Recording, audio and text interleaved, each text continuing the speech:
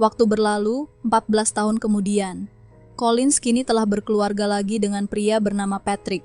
Suatu hari, mereka sedang menonton rekaman vlog milik rekan Patrick yang baru pulang liburan dari Saint Lucia. Collins yang awalnya bosan tiba-tiba dikejutkan oleh sesuatu. Di rekaman tersebut, terlihat seorang pemuda yang sangat mirip dengan Mark. Bahkan ada seorang pria di latar belakang yang menyerupai Quinn tanpa berpikir panjang. Collins yakin ini adalah petunjuk untuk menemukan anaknya yang hilang selama 14 tahun. Dengan penuh keyakinan, Collins meminta izin kepada Patrick untuk pergi ke Saint Lucia. Awalnya, Patrick keberatan karena khawatir Collins bertemu kembali dengan Quinn. Namun, setelah janji bahwa kepergian ini hanya untuk mencari Mark, Patrick akhirnya mengizinkannya. Collins segera berangkat seorang diri. Perjalanan panjang yang melelahkan membuatnya tiba di Saint Lucia pada malam hari.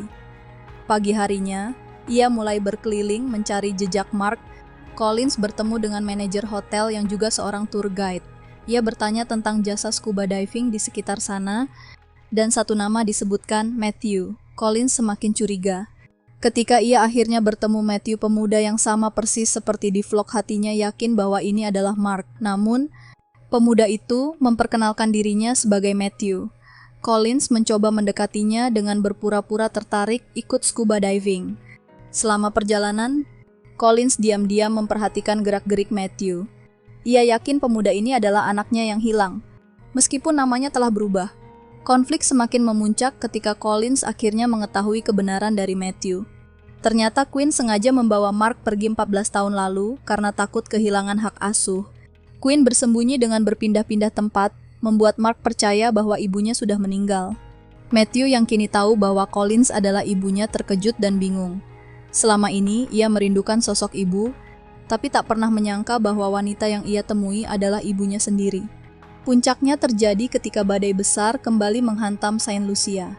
Quinn, yang merasa bersalah atas perbuatannya, memutuskan untuk pergi menyusuri lautan seorang diri sebagai bentuk penebusan dosa.